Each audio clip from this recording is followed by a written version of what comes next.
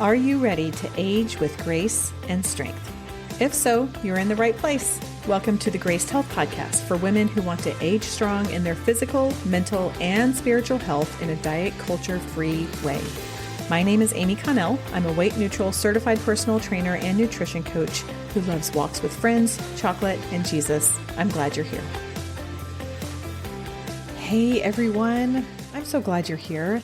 I know you have a lot of different options when you are hitting play and listening, so I'm really glad you're here.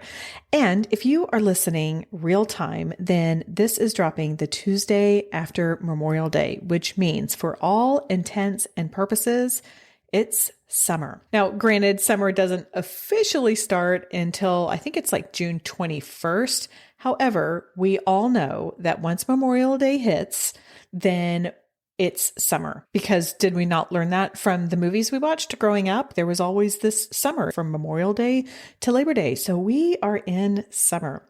And I thought that would be a perfect time to give you a shorter episode on something I encourage you to think about in this new summer season. I'll tell you what that is in just a minute, but this is a conversation I have had with several different people lately, and it goes something like this. Yeah, I typically fill in the blank from a fitness perspective. So I typically run, I typically lift weights, I typically swim, but I haven't been able to do that lately, or I haven't wanted to do that lately. And so now I'm doing something different. Fill in the blank with that. So maybe they are walking, maybe they're strength training more, maybe they are doing some HIIT. I mean, the possibilities are endless, but I can tell you that at least 5 times this year, I have heard some variation of that conversation. And because I'm a total fitness nerd and probably don't know how to stay in my lane well enough, I will pop in and say, well, actually, there's a term for that. It's called periodization. And they're like, what is that? And I'm like, it is intentionally changing your workouts for a period of time, often with an intent and often with a goal, but not always. Sometimes it's just changing it up. So I wanted to come on today and invite you to consider adding some periodization into your workouts for the summer, for this June, July, August, and just allowing yourself to mix it up. I know a lot of us will get caught in this mindset of like, well, this is what I've always done, and so this is what I have to do. Or this is what the internet tells me that I need to do, and so that's what I'm going to do. And you don't ever really question like, how it makes you feel, how it works into your life and to the season that you're in. And so today I wanted to step back and tell you a bit more about periodization, why it's beneficial, and how we can do this in our graced health mindset. Periodization was originally used by elite athletes who have very specific training programs, and they will have a season. I have shared often that my family is a football family.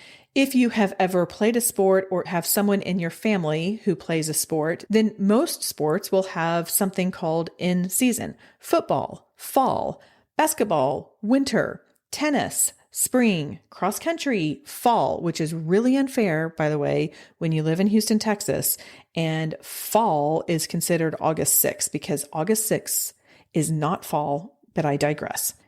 Golf is more of a summer sport. Different sports have different seasons, and elite athletes will train based on their season because when they are in season, they may not be able to do some other things as much. So they will take the off season to do that. This is helpful in a lot of ways. Now, probably you're not an elite athlete, but you probably have some sort of movement in your life just in some capacity. And so let's talk about why implementing periodization can be helpful in your movement. Switching up your movements and switching up your workouts can have a lot of different benefits. Number one, it can prevent a plateau. A plateau is basically like, I've gotten myself to where I can run a certain amount, or maybe I can lift a certain amount, and I just can't do any more. I just can't go any faster. When we take the time to change some things up in other seasons, then that may allow us to break through that plateau and accomplish whatever physical goal we may have. And if you don't have a specific goal, by the way, that's okay. It can also reduce our injury risk. I think about athletes in particularly like middle school and high school who are two-sport athletes, and the irony that most coaches will say, yes, we embrace two-sport athletes, but then they never want to share time for their athlete to do the other sport. However, athletes who do more than one sport actually have a smaller chance of injury. Why? Because they're moving differently. And the other benefit to periodization is it can keep your motivation fresh. It can allow for some excitement of like, oh, I'm going to do this now. And we'll talk about this here in a second, but it can allow for some more grace, particularly in busy seasons. Of course, embracing seasons is nothing new. We saw in Ecclesiastes 3:1 that said, to everything there is a season. And it goes on to say all of the different things that we have seasons for. I would argue that we can have seasons for how we move. No, it's not biblical. However, it is modeled for us. This can particularly be helpful for women in perimenopause and beyond, because if you are in perimenopause or just over 40, your hormones are doing all kinds of crazy things. No one needs to tell you this. When that happens, we need to be able to adapt. We need to be able to give ourselves the grace that I'm not always going to be able to do the same thing, and I'm going to change in order to meet the needs of my body in this season of my life, or maybe it's even just today. And I'll talk about the practical periodization approaches here in just a second. But it can also prevent overtraining. You know, as we get older, if we do the same thing over and over, that's just going to be more taxing on our muscles, on our joints, on our tendons and ligaments. And so when we do things differently, that will help prevent those overuse, overtraining injuries that we may have. It also honors our just changing energy levels. Look, I don't need to tell you that some days we feel great and some days we feel not great. Some days we sleep really well and we're ready for a great workout. Other days, not so much. It's hard to even do anything. When we practice periodization in our workouts, then we allow space for the different energy fluctuations that we will have, not may have, but we will have. And like I mentioned earlier, it just kind of keeps things fresh. I am in a season right now of evaluating how I want to move in the summer. And in fact, just today, I mentioned to my son, I think it's time to start throwing some pool workouts in. I am not a swimmer, but I will do some higher intensity stuff in the pool, like treading water and just enjoying the pool. I'm not going to do that when it's 55 degrees. I will do that when it's 87. And also not in the middle of the summer when the pool water gets up to like bath temperature. So for the next at least month or 6 weeks, I'm going to take advantage of pool and water and being able to move in that because I can. And I'm kind of excited to do that. Periodization sounds like such a formal word. So how do we formally do this? Well, first of all, I'm going to tell you that there's no right or wrong way to mix things up. And there is benefit in having a consistent program if you have goals that you are working towards. There is absolutely a time and a place for sticking with your strength training routine, sticking with your running plan. Back when I used to do half marathons, I had a pretty strict running schedule that I would adhere to because I wanted to get my body to a place where it could run 13.1 miles. If you have particular goals you're working on, there's absolutely value in staying focused on that. However, there's also value in switching it up. So how do we do that? One of the easiest ways that was recommended to me by Pete McCall, who's been on this podcast a couple times to talk about high intensity training and recovery, he says, hey, rather than getting too technical about it, when the season changes or when the seasons typically change, then change up your workouts. That's going to be about 4 times a year. If you are like a finance or accountant or someone who goes by the quarters, then every quarter change it up. So on April 1st, on August 1st, I'm doing this in my head as I go along. On October 1st and January 1st, change something up. So if we were going to practically put this in, then maybe in the spring, we would start working on building endurance of whatever we're doing. Maybe we would add some mobility, just moving your body in a range of motion. And if you're like, I don't know what mobility is, I don't know how to do that, I do have an online class. It's just $20. It's called Be Complete, and you can purchase that. And that will get your body moving in a lot of different directions. And as a bonus, it'll support you in some of the things that you love to do. It works on your smaller mini muscles, on your balance, on your stretching, and that kind of stuff. So if you're like, I don't know what you mean by mobility, then that is definitely an option. Anyway, moving on. So maybe in the summer, depending on where you are, I know we've got some people tuning in from Canada and they're like, yes, I can get outside. I don't have to bundle up. This is the time to get outdoors. This is the time to do whatever you can do while you're outside, getting some fresh air, getting some sunshine, going swimming if you have access to a pool, but using the summer and the warmer weather to do some things that you can do in outside and in the warmer weather. Maybe in the fall, we start focusing on our strength training. Maybe we have the cooler days, the shorter days, and we do things more inside where we are lifting weights, we're doing body weight workouts, but we're really focusing on our strength. And then maybe in the winter, maybe we take that down a notch. And for 3 months, we do more maintenance or flexibility, more foam rolling, and just kind of recovering our body. So that seasonal approach is one way that you can impact your periodization. Another thing you can do is if you are still having cycles, you can adjust your workouts to your cycles.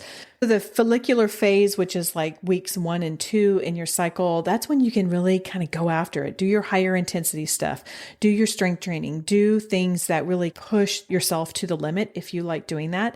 And then your luteal, those weeks 3 and 4, balance, restorative, foam rolling, matching your energy output with the energy that is available based on your cycle.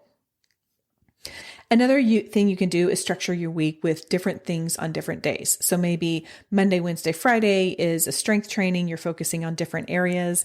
Maybe Tuesday is either cardio or interval or just a nice walk with your friend. You know, I love my walk and talks. Maybe Thursday is balance and core, or you can do that Be Complete that's available. Saturday is just some active recovery. It's something fun. You can do another walk and talk. And then Sunday, let's just call it a rest day or gentle movement if you need to move. Doing different things on different days rather than run, or walk, or swim, or even strength training, like same muscles on consecutive days. That's something we want to avoid as well. And the final thing you can do to add some variety is to change up your resistance. If you regularly use resistance training, maybe you can change from whatever you are doing to one of the following. Maybe you can do some dumbbells or kettlebells. You can use resistance bands. You can use your body weight. You can use machines if you have access to that, or to barbells for particular movements if you have access to those as well.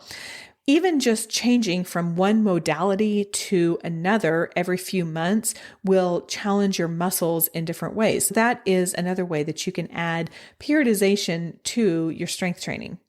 And since we're coming into summer, I feel like I have to at least give you a few ideas on things that you can do right now over the next few months. Like I mentioned, let's do some water-based workouts. Obviously, there's swimming. If you are a swimmer or if you think you want to be a swimmer, I am at my very best. I was average. I feel like I need a swimming coach if I ever want to try to swim better, but get in the pool and do some laps, do some side strokes. You can find some water fitness classes if you have some in your neighborhood or at the local Y or any other neighborhood pool. That's a wonderful way to get some movement in.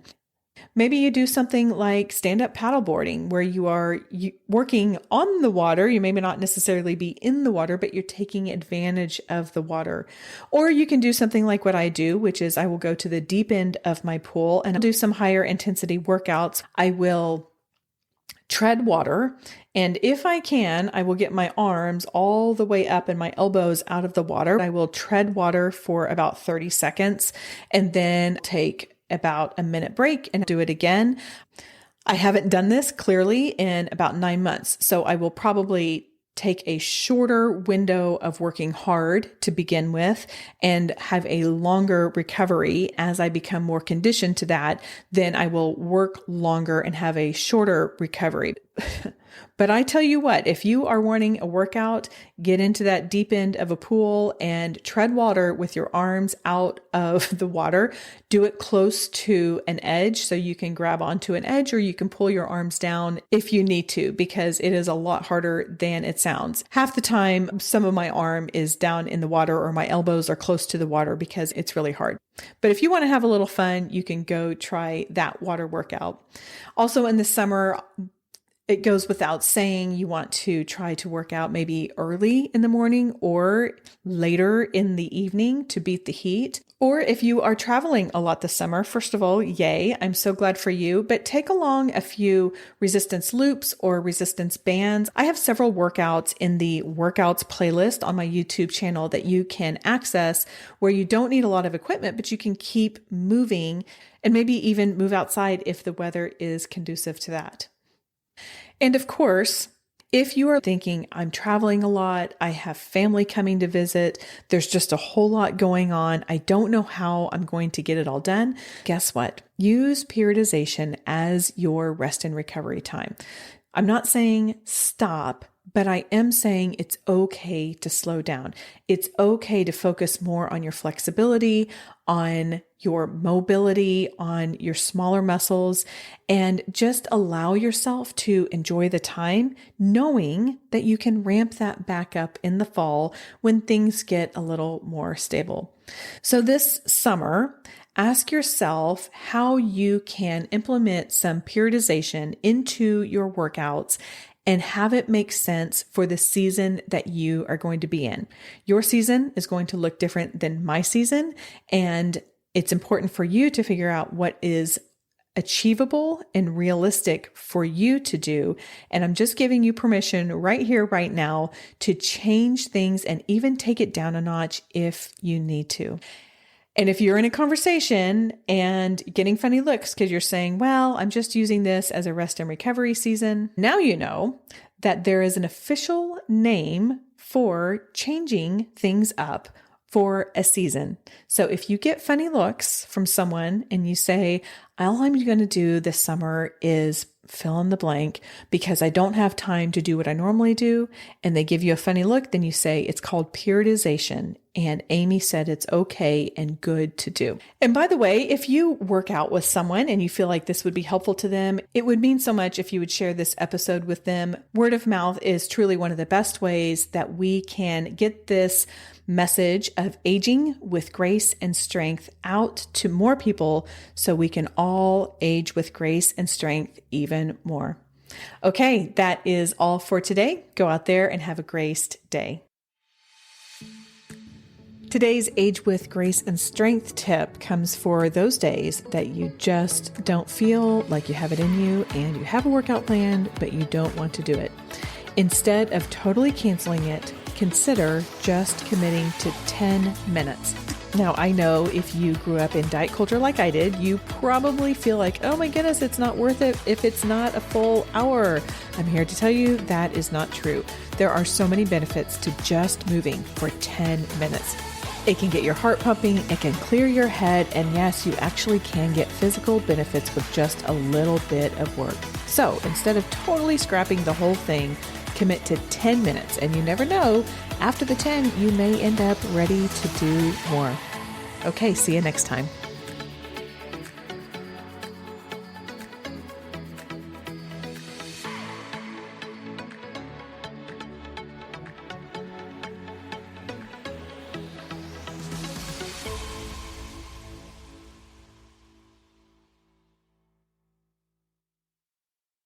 Hey, I'm so glad you've tuned in today. Thank you. A quick note before we go. This podcast has over 400 episodes and is on a journey of growth and evolution, just like all of us.